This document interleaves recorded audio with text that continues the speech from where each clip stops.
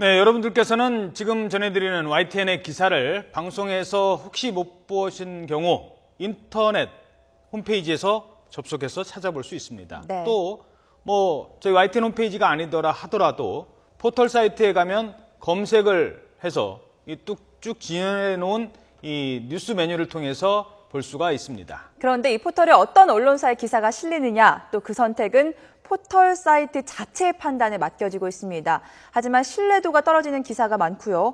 때로는 악의적인 내용들이 난무하면서 포털의 뉴스 서비스에 대한 비판이 끊이지 않고 있습니다. 예.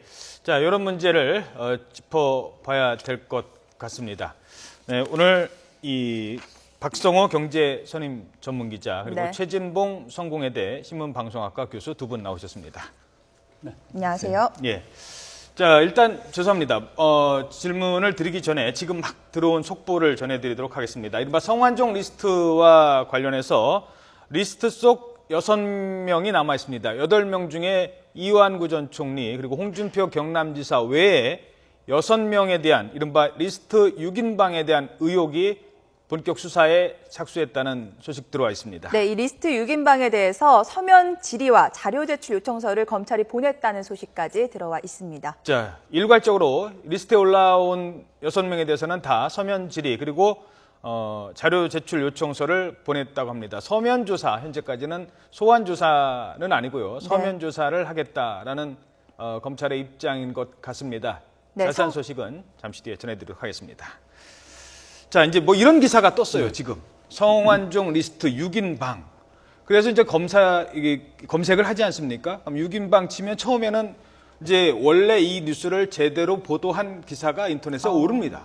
근데 잠시 뒤에 이 기사를 거의 그대로 베낀 어느 기사가 또 와요. 그렇죠. 그걸 또 덮어요. 그러면 원래 그 기사를 썼던 그 원 기사는 어디 가나 없어지고 베낀 기사들만 올라오기 시작을 합니다. 서로 경쟁적으로. 그러면 또 자기 기사가 밑으로 내려가니까 거기다 또 써놔요. 6인방. 아무 의미 없이. 그럼 그렇죠. 이게 또 올라가요. 예. 지금 우리는 이 문제를 다루려고 하는데요. 자, 그래서 자정 능력을 갖추자라고 해서 언론에게 맡기는 그런 기능을 지금 포털에서 제시했지 않습니까? 근데 어제 발표한 회사들이 이제 네이버하고 다음 1, 2위의 검색 회사인데 예. 포털인데 YTN 기사는 거기서 가면 찾아볼 수 있습니다. 예. 자, 그러면 거기에 뉴스를 공급하고 싶어하는 회사들이 많겠죠. 네. 그러면 누가 공급할 거냐라고 계약을 할 텐데 심사를 합니다. 여태까지는 포털 회사에서 했습니다. 그러니까 새로 들어오는 회사도 포털이 했고요.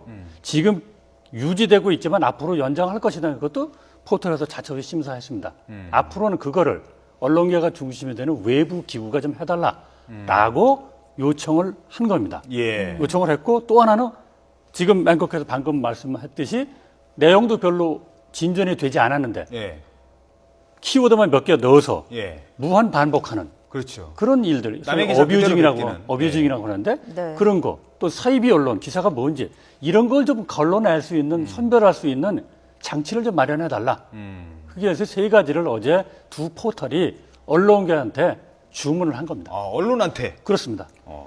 네. 자, 그뿐만 아니라 네. 이제 인터넷 언론사만 한 6천 개가 난립하다 보니까 악의적인 기사를 쓰고 기업에 그 기사를 빼주겠다고 돈을 요구하는 경우도 굉장히 많다고 하더라고요. 네. 이렇게 독립기구만 구성이 된다면 네. 어뷰징 기사, 악의적인 기사 막을 수 있을 거라고 보십니까? 뭐 그건 아닌 것 같아요. 왜냐하면 어떻게 구성하느냐가 중요해요. 예를 들면 네. 언론계에 부탁을 했지만 이거는 고양이한테 생선을 맡기는 꼴이잖아요. 그렇죠. 언론계 자체가 평가의 대상인데 평가의 대상한테 어떻게 평가할 건지를 만들어 달라는 건 말이 안 되는 거고요. 네. 그래서 위원회 구성 자체를 언론계가 해서는 안 되고 공정하게 심사를 할 수 있는 그런 분들이 들어와서 해야 돼요. 예를 들면 학자든 아니면 시민사회 단체든 아니면 공정하게 심사를 할 수 있는 어떤 공정성을 확보한 그런 단체들이 들어와서 심사를 해야지 언론계가 이걸 자체적으로 심사하게 하면 언론계 자체가 사실 심사를 받아야 되는데 그 언론 심사를 받아야 되는 대상이 도리어 남을 심사하게 되는 그런 부작용을 낳을 수 있기 때문에 위원회 구성이 중요하다고 볼 수밖에 없어요. 그렇죠. 언론사끼리 모여서 잘 결정하라고 하면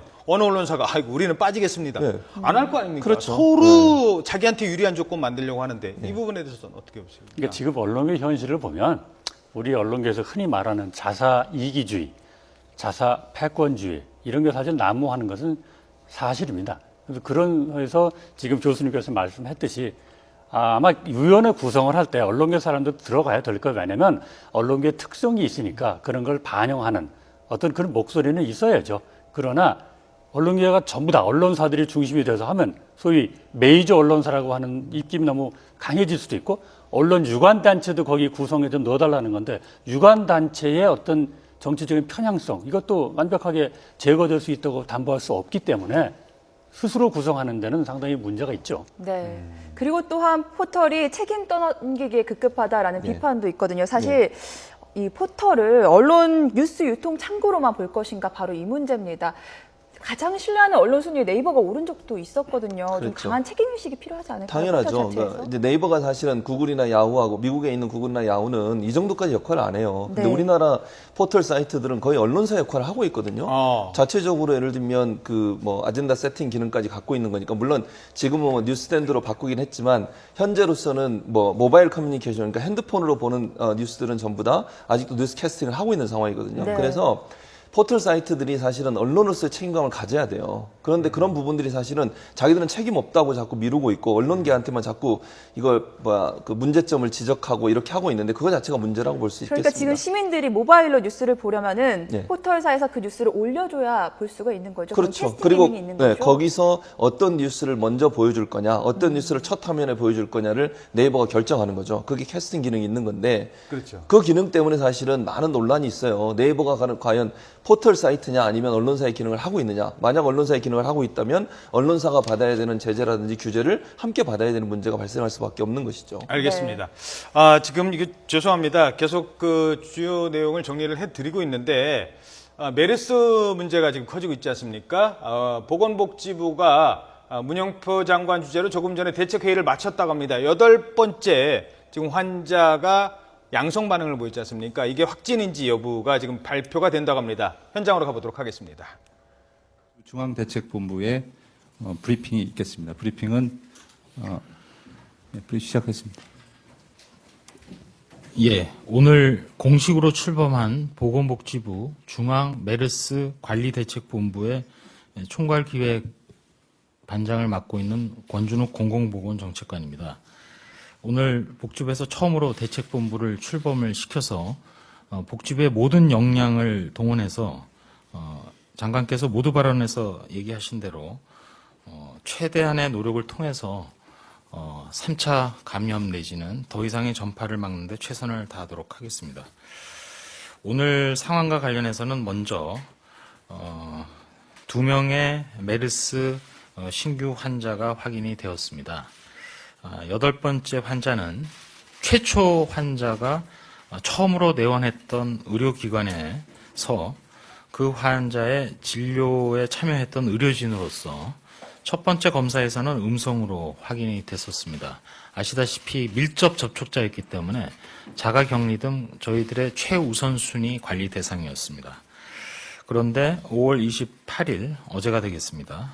다시 한번 검체를 재채취해서 2차 검사를 시행한 결과 메르스 양성으로 확인이 되어서 8번째 환자로 확정이 되었습니다. 9번째 환자는 그 첫 번째 환자가 2번째로 입원했던 병원입니다.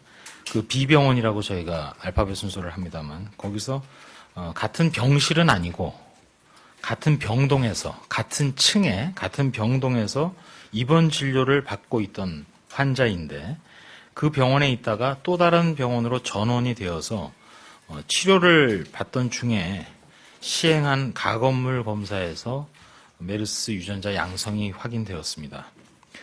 지금까지 그 8번째 환자까지의 밀접 접촉자 거기에 더해서 중국 당국의 발표가 아마도 곧 있을 것으로 저희가 통보를 받았습니다만 만에 하나 그때 중국에 지금 의심 환자로 가 있는 아국인이 환자로 확정될 경우까지 대비하여 미리 접촉자로 구분돼서 지금 저희가 관리하고 있는 사람이 밑에 있는 대로 현재 총 120명이 되겠습니다.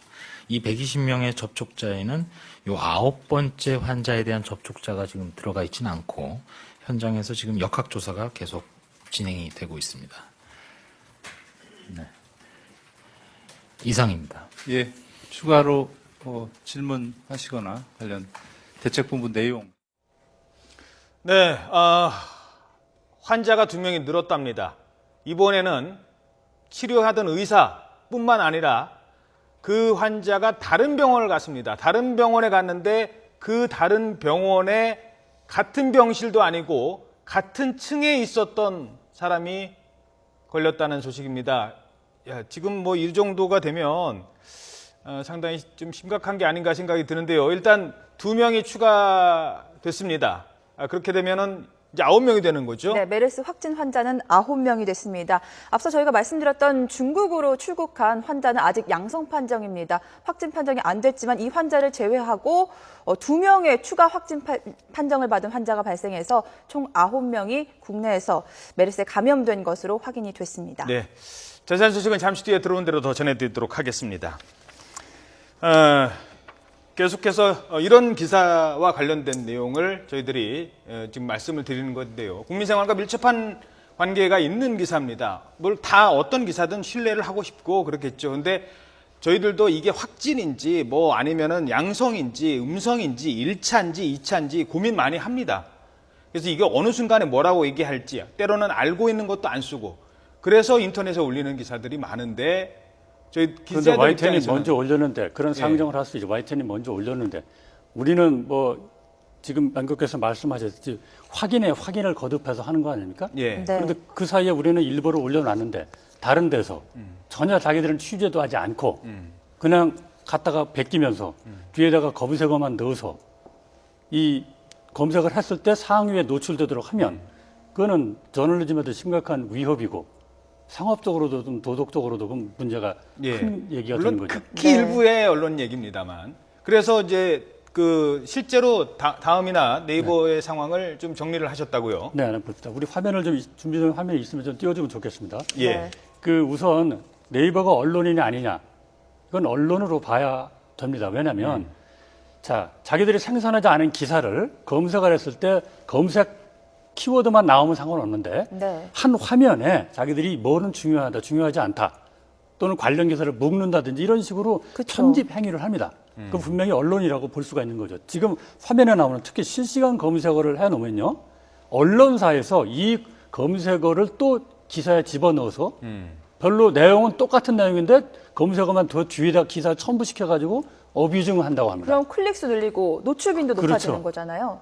이런 거를 사실은 네이버하고 제가 여기 통화를 해보니까 소위 주류 언론이라는 회사들에서 더 많이 한다는 주장을 합니다. 네. 그러니까 우리도 책임이 있는 겁니다. 해외 포털 같은 경우는 좀 상황이 다른가요? 자, 야후라든지 구글이라든지 해서 뉴스 사이트만 가보니까 네. 우선 자기들도 구글의 경우에도 주요 뉴스를 위에다 치는 건 분명합니다. 그런데 우리나라처럼 그렇게 난삽하지 않고요. 그것만 하고 밑에는 카테고리만 나눠가요. 분야만 나눠가지고 차분하게 해줍니다. 지금 화면에 나오죠. 맨 위에만 저렇게 돼 있고 밑에는 차분하게 나옵니다. 그러니까 우리처럼 너무나 드러나게 뭐 1단, 2단 이런 식으로 해서 편집 행위를 최대한 자제하는 모습이 있고요. 또 여기 검색되는 기사들을 보면 그래도 뉴욕타임스라든지 무슨 LA타임스라든지 무슨 BBC라든지 믿을 만한 그런 것들이 상위에 노출되는 그런 정책을 펴고 있습니다. 예. 네. 근데 이게 이런 문제가 언론에는 책임이 없을까요? 어떻게 보십니까? 언론도 책임이 있죠, 일정 부분. 왜냐하면 언론사하고 네이버하고 좀 적나라하게 얘기하면 네이버 언론사가 상생을 하기 위해서 이런 짓을 하는 거예요. 왜냐하면 클릭수 유도한다고 아까 말씀하셨는데 네. 어떤 형태는 클릭수를 유도하면 네이버에게 도움이 되고 언론사에게 도움이 되는 거죠. 아하. 왜냐하면 그게 광고하고 연관돼 있잖아요, 밀접하게. 아하, 예. 그러다 보니까 네이버도 이거를 그냥 방치하는 겁니다. 이거를 정말 철저하게 검증해서 어뷰징이 많은 기사들은 빼든지 그런 어뷰징 항의를 하는 언론사들을 퇴출시켜야 되는데 그렇게 하지 않는 거죠. 소위 그 경제적으로 취약한 언론사들 같은 경우에는 아까 말씀하신 메이저 언론사들이 올린 뉴스를 제목만 바꿔가면서 계속 반복적으로 올려요. 10분 단위로, 1시간 단위로. 그러니까 클릭수를 유도하기 위해서 그런 거거든요. 예. 그러면 그 클릭수가 유도되면 네이버도 이익이 되고 경제적으로 예. 그다음에 그 언론사도 이익이 되고 이 상세의 관계를 깨지 않기 위해서 네이버가 지금까지 이걸 방치했던 문제점이 있는 거죠. 그리고 네이버의 반론은 이런 것도 있습니다. 자, 그러면 메이저 언론만 언론이냐? 규모는 작지만 거기서도 진정한 물론, 저널리즘을 예. 구현할 수도 있다. 네. 그런 게 있기 때문에 자기들은 그 무슨 차별하지 않는다 이런 정책도 있다는 반론을 합니다. 예, 알겠습니다. 자, 죄송합니다. 시간 관계상 오늘 얘기는 여기까지 듣도록 하겠습니다. 고맙습니다. 네, 감사합니다. 고맙습니다.